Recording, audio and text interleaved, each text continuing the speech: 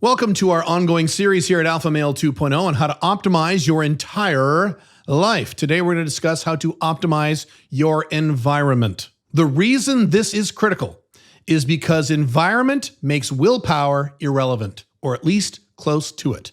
Most people seem to think that they're unable to do certain things in their lives because they lack the willpower.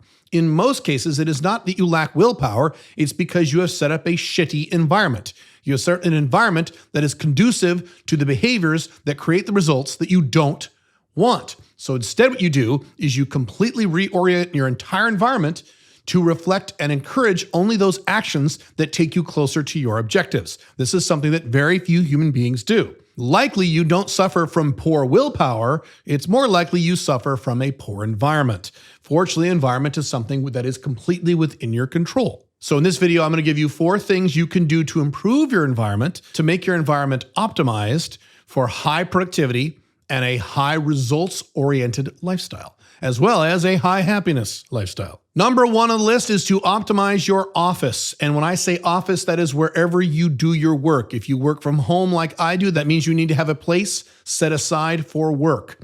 Do not work at the kitchen table or the dining room table. Do not do that. That is not optimized for work, especially and particularly if you live with other human beings. That is a dumb idea. Make sure you are working somewhere where you have your own room and you can shut the door and focus on work. And that is the first piece to this. Make sure you are sitting in a chair that is the best chair you can afford. The best chairs are chairs like the Aran chairs or the Mira chairs. There are several other brands of very high-end office chairs. This is one of those few areas in life where you do want to spend a lot of money. I've said before that anything you use on a daily basis, you should buy the highest, most expensive thing you can buy. Your mattress should be the most expensive, highest quality mattress you can buy. Your electric razor, if you use one of those, should be the highest end electric razor you can possibly buy. And your chair, the office chair in which you sit, that should be the highest quality chair you can possibly afford. I recommend you get something like a Mira chair. That's going to run you about anywhere from $400 to $600. This is money well spent. This will improve your productivity. You will make this money back. Yes, it's a lot of money, but you use it every day. Get a good chair that supports your back, supports your body, that configures to your body perfectly so you can get real work done. Next is your keyboard. I strongly recommend you get an ergonomic keyboard. Those are the kind of keyboards where you place your hands like this instead of like this. When you have your hands like this on most keyboards, it causes you to push your shoulders in, push your elbows in, and raise your shoulders up, causing more stress and more bullshit on your shoulders. This is not good. You want an ergonomic keyboard. I will not use a keyboard unless it is ergonomic. I've used those for years. I refuse to use anything else. Keyboards is a very big topic. I have seen entire YouTube channels devoted to reviewing keyboards. If you want to really get into the rabbit hole on that, that's fine. I'm just saying get a keyboard where your hands rest at natural positions. That is an ergonomic keyboard, or even one of those split keyboards they split in half. Those are fine too. Whatever you like, do those, but make sure you have a keyboard where you're not crunched in like this. Also, make sure your keyboard is large. Err on the side of too large of a keyboard than too small of a keyboard. That is very important. Next one is posture. You need to make sure that your feet are flat on the ground, that your legs are curved at an exact 45-degree angle, that your arms are curved at a 45-degree angle on your desk. If you need to get a raising or lowering desk, go ahead and do that. Make sure your hands are resting at a normal angle. Make sure that your eyes are staring straight ahead, which means your monitor might have to be raised so you're not looking down at your monitor. Most people, when they work, they're looking down all day. That's stupid. You should be looking straight ahead. The middle of your monitor, or maybe the top of your monitor, should be right at your eye line. Also, make sure you want to keep your back straight. If you want to put a pillow under your lower back to kind of push your lumbar out, that's okay too. But make sure your back is straight as you're working. Very important. Next is your screen. And what I mean by screen is that it's not too bright and not too dark. If you're squinting, that's stupid. Most of you have screens that are too bright. I turn my screens way, way down because it's usually darker in my office. Turn your screens down. Keep the light low. Make sure it's a high quality screen. Make sure it's a big screen. One screen is not enough for productive work. Let me say that again. One screen is not enough for productive work. You need at least 2. 2 small screens is better than 1 small screen. I even travel with a portable second monitor because I want to make productive wherever I go. The next thing that you probably didn't think about is temperature. Wherever you work, your temperature should be optimal. That should be a little on the cool side, Not too warm, not freezing cold, but a little on the cool side. That will produce the most productivity and it won't wear you out. Too many of you are working in apartments or rooms or homes or offices that are too warm. That will affect your productivity. Here in Dubai, in my office I'm in here right now, I, thank God, have a thermostat set for just this room. So I can set the thermostat for the rest of the house however I want. Pink Firefly can set it for however she wants, and I have completely climate controlled here in this office. Perfect. Now, if you can't afford that, fine, but do your best. Temperature is an important part of productivity and effectiveness. Lastly are distractions on your desk and on your walls. What most people have on their desks is a bunch of crap on their desks. They have Post-it notes on the desks. They got paper clips, pens, knickknacks, toys, a bunch of crap on their desks. Then they got a bunch of crap on the wall.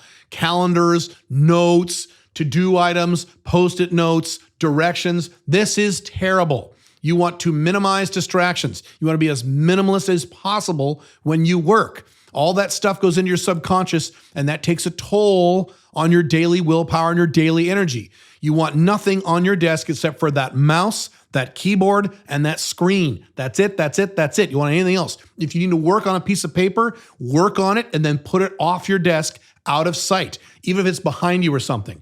Don't work in a pigsty. Don't work in a cluttered environment. Very bad. Before we go on to the other steps on how to optimize your environment, if you like this content, where I date multiple attractive women while making a high location dependent income and teaching men like you how to do the same thing, you should subscribe to this channel, put a like on this video, click the notification bell, and leave a comment on this video. That way you'll get this content for free in the future. And you'll get future installments of this series, because we're not done yet. Number 2, in terms of optimizing your environment, is your home. Now, this is obviously a very big topic. This could probably warrant its own video, but I'm gonna give you the bottom line on optimizing your home. What you wanna do in your home is to make sure that every area in your home is what I call single use. Every area in your home is only used for one thing, and that's it. For example, your bed should be used for sleeping. That is it, nothing else. Maybe having sex, maybe. Even then, it's better to have sex somewhere else in your house, but that's fine. Sleeping and sex, and that's it. That means you don't watch TV in bed. You'll have trouble sleeping. You don't work in bed. You'll have trouble working. Single use. I have a certain chair that I use for meditating, and I don't use it for any other purpose in my house. I use my office for work, and I do not play games or watch movies in my office. I have another place for that in my home. Every part of your home, I don't care how small your home is, should be single use only. That's it. Now, if you say, well, Caleb, I'm a young guy and I live with roommates and my parents, we'll address that in a minute. But do the best you can with optimizing this. This is very important. It makes a big difference in your life. Next thing in your home, you need to think of function, not form. What is functional to get the tasks done so you can move on and get to work and get to the rest of your life that is important? For example, I have my own kitchen. Pink Firefly has her own kitchen. I have my own kitchen. I've talked about this when I talk about OLTR marriages. It is mandatory for me, if I were to live with another woman, that I have my own kitchen. Why is that? Because women set up kitchens, and most men set up kitchens to look good. They don't set them up to be functional. My kitchen looks very different than Pink Firefly's. Hers looks very pretty, but it takes her 10x the time it does to make food that it takes me. Why? Because in my kitchen, I have a stack of paper plates, I have one spoon, I have one little thing for my protein shakes, and that's it. It's all right by the microwave, which is right by my little refrigerator. It's all right there. It's all laid out. I use paper plates. That way I don't have to wash the plates. I use cardboard containers for my food prep in my refrigerator that I can throw away instead of having to wash them every week like most of you have to do. I have one spoon. It's actually a spork. That's it. I use the same spoon every day. I wash it. It takes 3 seconds to wash, and then I'm back to normal. Everything is set up in my entire home in terms of my areas of the home that are set up for maximum productivity, maximum function, not form, not how it looks. My kitchen doesn't look very good, but boy, does it work well. And I spend a lot less time in my kitchen preparing my food than Pink Firefly does, even though I eat more than she does. There you go. That's just an example. Every part of your house should be set up for maximum productivity, not necessarily how it looks. If you want one place to look nice, then single use, have one place like your living room or something that looks nice, so when guests come over, you can lead them in that room and everything looks good. But everywhere else in your house is about function and productivity. That's it. Number 3 on the list is noise. This is huge. Many of you are working in noisy environments and it just pisses you off and irritates you and drains your energy like someone stabbing you in the side and draining blood out of the side of your body like they did when Jesus was on the cross. This is stupid.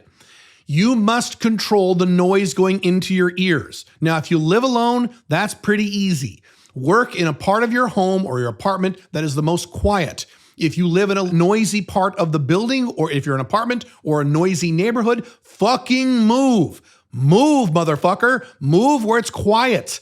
This is not worth living in a noisy environment. That's ridiculous. If you have noisy neighbors, fucking move. Don't bitch and moan to the landlord or bitch and moan to the neighborhood association. That's not going to do shit. Fucking move to somewhere quiet. You need to have it quiet in your work environment and just in your life for stress. Now, you say, well, wait a minute, Caleb, I live with a bunch of other people and they're noisy and okay. Here's what you do. You need to get some really good noise canceling headphones. I use the Sony noise canceling headphones. You get those for about $300 on Amazon. They're amazing. You can also get earbuds. Some earbuds, certain ones that are higher end like Beats and the Apple earbuds are really good also at noise canceling. If you live with other people who are noisy, put on some headphones or some earbuds that are noise canceling. High end, good stuff. Not some cheap little fucking headphones you got at Radio Shack. I'm dating myself for $20. That's not going to work. High end stuff, put it over your ears, and you even put on low music. I'll talk about that in a second, or white noise.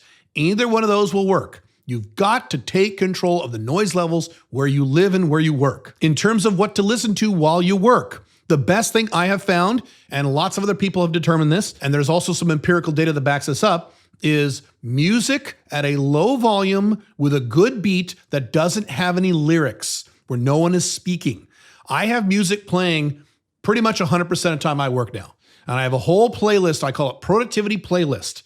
And I will actually bring up certain songs or certain playlists. I'll put them really low on my computer and I'll listen to them for hours and hours, and it helps me stay productive. It also helps drown out the noise. That's what you can do if you wear headphones. If you don't like music, or if music distracts you, some people don't like music, white noise, brown noise, or pink noise. I think brown noise is the best. White noise is pretty good. There are many YouTube videos. There are many places online you can download a white noise or brown noise MP3 file. White noise, if you didn't know, sounds like this. Shh, sounds like that. Okay? That's what white noise sounds like. Keep that a little low, blocks out the sound, works great. Ocean sounds, maybe even city sounds, it depends on what you like. But have something you're listening to that helps your productivity. If you like to work in complete silence, that's okay too. But I have found for a lot of people, some sort of like low music or white noise or something does help productivity. Number 4, in terms of your environment, and boy, is this a fucking big one, is distractions. Things that occur throughout the day as you're working that interrupt you and distract you. There are basically 3 categories of this. 1 is other human beings, people you live with. 2 is the internet on your computer, and 3 is your phone. I will address each one.